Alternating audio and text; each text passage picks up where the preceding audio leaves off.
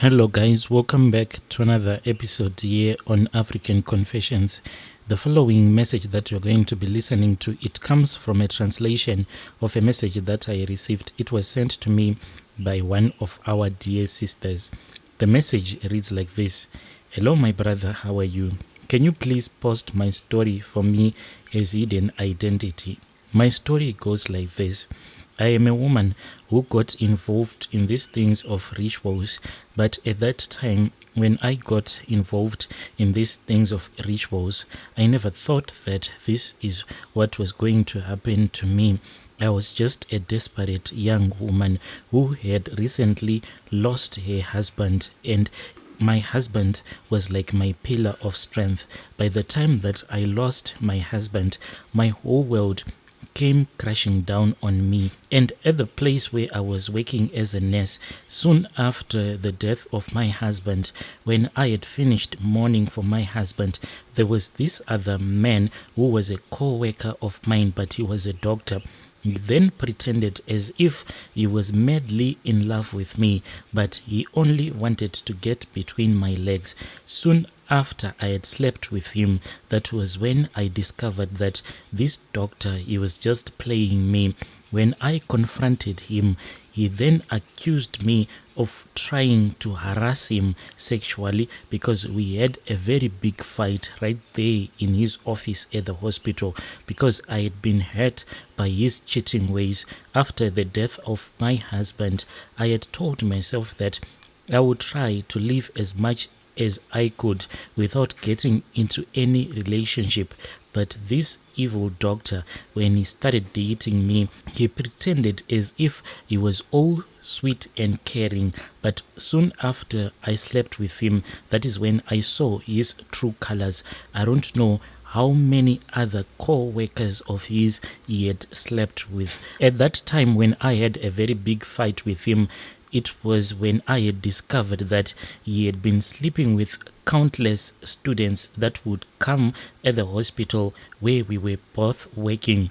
When I tried to confront him, he then pretended as if there was no such thing as a relationship that had happened between me and him. I was so hurt as a woman who was still in the process of mourning for her late husband, and now this man, after sleeping with me, in front of everyone, he had denied the fact that he was the one who had promised me heaven and earth, and now he was acting all innocent, and I was like the crazy one. From there on, I then further slid into depression. And truly speaking, if I had not visited a traditional healer, I was on the verge of committing suicide, because on that day when I decided to visit this traditional healer, I had actually bought rat poison from the market, and before I could drink that red poison, that was when I thought of visiting this other traditional healer.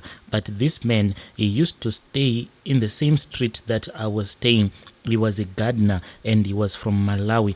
But in that neighborhood, we all knew that this man from Malawi, he was a skilled man when it came to herbs. He knew all the natural herbs. So I visited him just trying to find out how I could get out of this depression. But what happened in the end, I became a ritualist because of my circumstances. Going back in the past, when I was in Form 2, that was when I met my husband. When we met, we immediately fell in love. And then we promised each other that this was going to be a relationship for life. And I truly loved my husband. Even today, I cherish all of the moments that I spent with my late husband. After we had dated from high school, then my husband, he went into training as an electrical engineer, but he didn't go to college.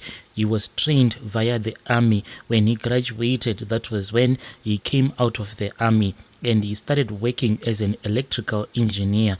And on my side, after I had passed my high school, I then went and I became a nurse. I was also working as a nurse until my husband passed away. We really had a good life. We were almost in the middle class family. after we had purchased our residential stand, then we started our building project. But unfortunately, my husband one day, he just collapsed. What happened to him, I do not even know. When my husband passed away, I was still very young, but God had managed to give us 2 children. After the death of my husband, I then started to struggle financially because at that time, the economy back in Zim, it was truly going down the drain. And as a nurse, I was even actually struggling just to get a bus ticket. Sometimes I could only manage to buy the bus ticket only for 10 days.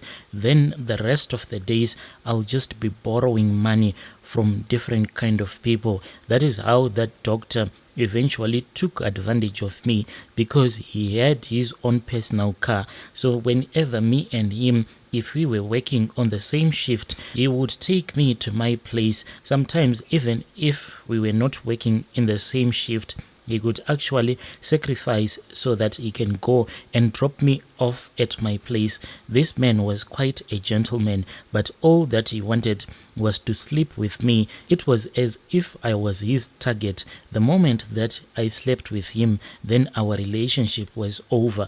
After our relationship was over, I then stopped going to work, my brother. When I looked around me, it was as if there was a dark black cloud that was surrounding me, and there was no light, there was no hope in my life.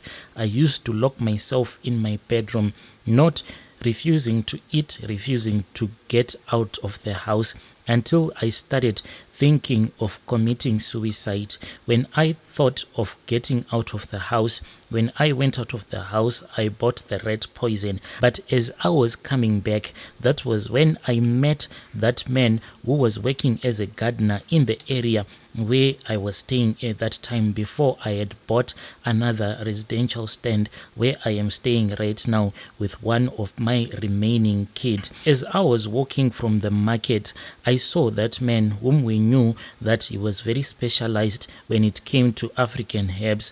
I looked at him with such desperation, but I didn't tell him everything that was troubling me in my heart. He only looked at me and he greeted me after I had decided to go and speak with him. That was the first thing that he mentioned to me. He said that when I was busy watering the lawn as you were passing by, I saw that there was something that was troubling you, and I spoke with my ancestors and I told them that if it is possible, they should give you the courage so that you can get past through whatever the situation that you were facing. And when I showed him the rat poison which I had bought with the intention of committing suicide, he thanked his ancestors and he told me that he was going to make me a very powerful woman, and he was going to make sure that there was no man who was going to hurt me ever again.